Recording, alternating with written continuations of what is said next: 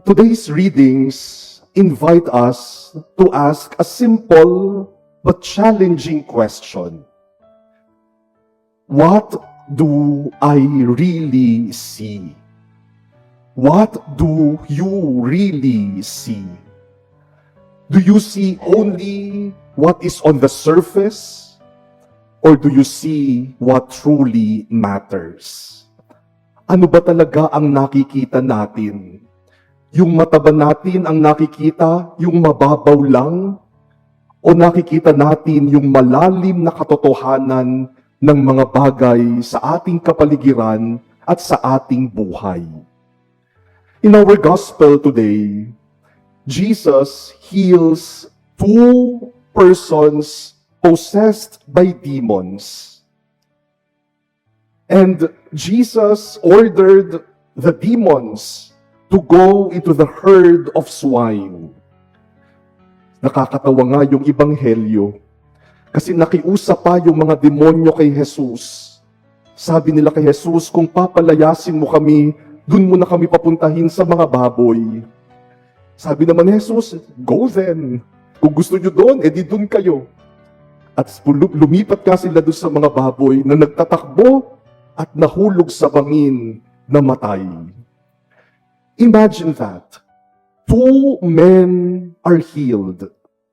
Two men are restored. Two men are given back their freedom and their dignity after many years of being possessed by those demons. It should have been a happy situation. Nung malaman sana ng mga tao sa lugar na yon, dapat natuwa sila dahil yung matagal nang inaalihan ng masamang espiritu na pagaling ni Jesus. But the townspeople do not rejoice. They are not happy about what happened because they are preoccupied with something else. And their preoccupation was the herd of swine more than the two men who are healed. Instead of seeing that two men are saved, they saw financial loss.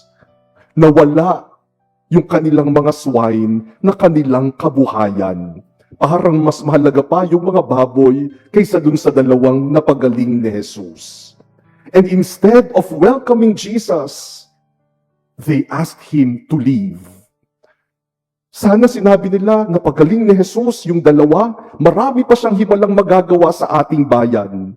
Pero dahil ang nakita nila ay yung nawala sa kanila, sabi siguro nila, ay marami pang pwedeng mawala sa atin pag pinapasok natin ito sa ating lugar. Kaya wag na nating papuntahin. Pinaalis nila si Jesus. They were preoccupied with something that is superficial, and they failed to see what is truly essential. This is also the same message our first reading echoes. The people thought that God was so pleased with their religious observances.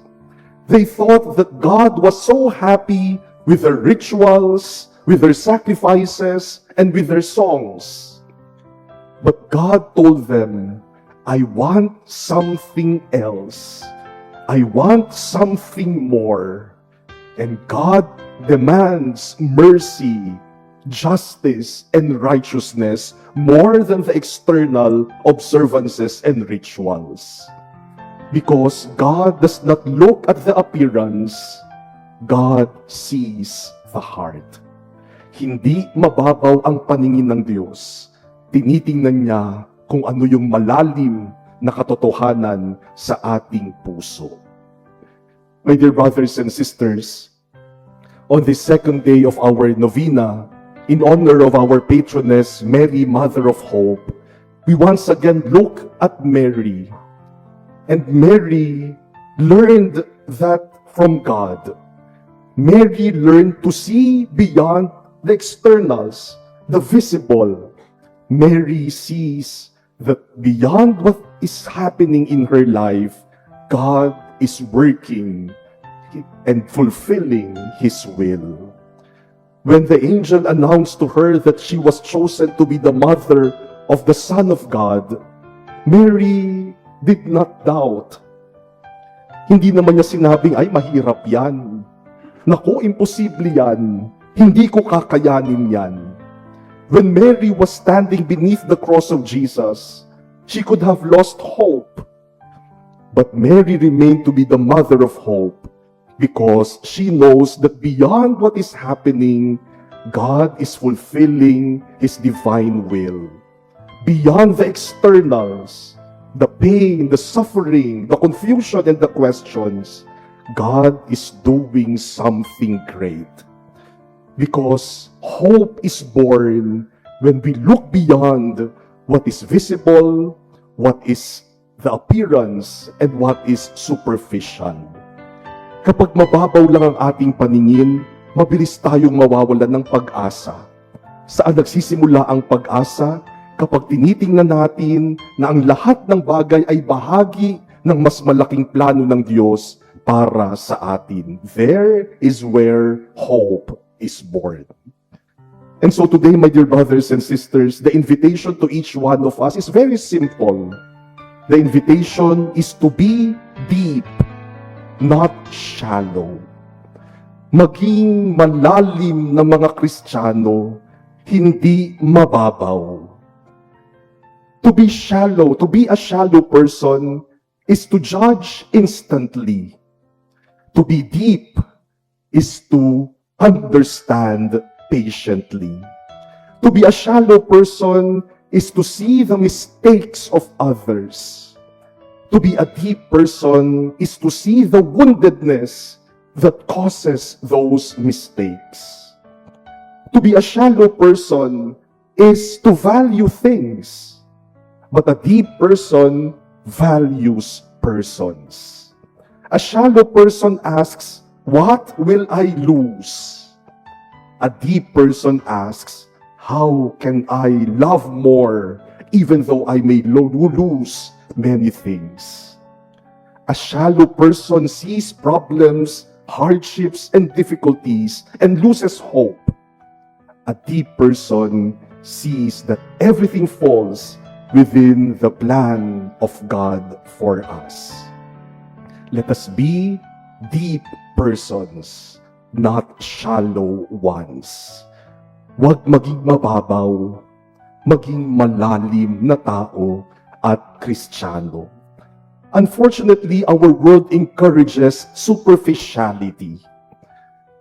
Sa social media, how quick it is to make instant judgments based on a few seconds of videos. We make judgments based on a single picture. We make judgments on a single caption. Meron na tayong lahat opinyon. Nag-aaway-away na tayong lahat dun lang sa nakita natin na maikling video, maikling caption, o maikling comment. How superficial, how shallow, napakababaw. At maraming kaguluhan sa ating mundo, maraming problema sa ating ugnayan sa bawat isa ang nagsisimula sa mabababaw na bagay lang. Ilang ugnayan na ng pamilya at ng mag-asawa ang nasira dahil lamang sa mga mabababaw na bagay. Ilang pagkakaibigan na ang nasira, nawalan ng tiwala sa isa't isa dahil lang sa mabababaw na bagay. Ang pinag-aawayan wala naman talagang halaga. Minsan nakakatawa na nga, pero ginagawang malaking bagay sa buhay. Mababaw. May mga tao sa simbahan na ganyan din, mababaw. Hindi na magse-serve dahil may tampo. Dahil hindi nabigyan ng schedule na gusto niya, ayoko nang mag-serve, wala akong halaga sa kanila. Ang babaw. Alam niyo po, nung ako'y sekretary pa ni Cardinal Rosales, minsan nakatanggap kami ng sulat mula sa isang parokya, mula doon sa MBG ng isang parokya, Mother Butlers Guild ng isang parokya. At sumulat sila kay Cardinal, sabi nila, Your Eminence, you have to act on our concern. Akala ko naman napakalaking problema. Ang problema pala nila ay nahati yung MBG group sa kanilang parokya. Nagkaroon ng division, nag-away at nahati sila sa dalawang grupo. And they were asking the Cardinal Archbishop of Manila to intervene. So sabi ni Cardinal sa akin, alamin mo nga, anong problema? Bakit nagkagulo? Baka finances, baka nagkaroon ng problema sa positions, o baka naging problema yung relationship with the parish priest. Alamin mo ano yung naging problema nila, bakit sila nahati. So I tried to investigate, at nang malaman ko po kung bakit nahati yung kanilang grupo, dahil lang sa pag-aayos ng bulaklak. Hindi sila nagkasundo kung anong dapat itsura ng bulaklak. Kaya nagkaroon na ng away, nahati na yung grupo. Sabi ni Cardinal sa akin, gawan mo na lang ng solusyon. Ikaw na mag-intervene dyan. Sige, tingnan mo kung anong magagawa mo para maayos sila. So nagkaroon ng pag-uusap, nagkaroon ng meeting. Ako talagang matindi na ang away.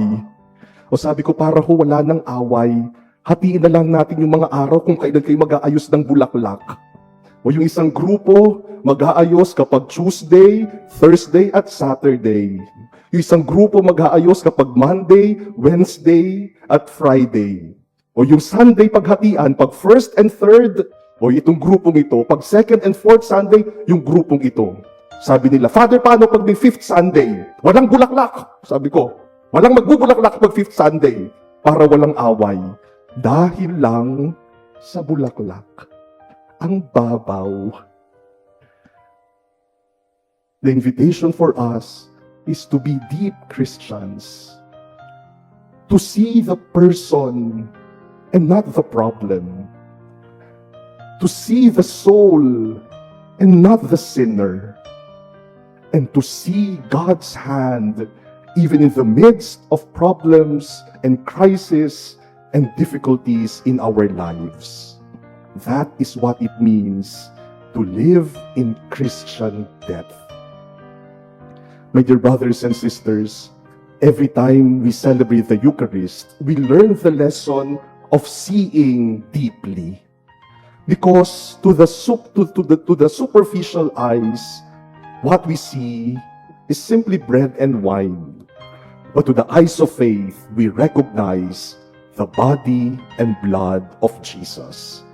And the Eucharist teaches us that the deepest realities are often hidden beneath ordinary circumstances. And so today, let us ask the Lord to free us from shallow living. Alisin sana ng Diyos yung ating kababawan. And may the Lord help us to become deep Christians like Mary, who have eyes that see as God sees, who have hearts that love as God loves. Let us be Christians who view reality, who look at the world not with our own eyes, but with the heart of God.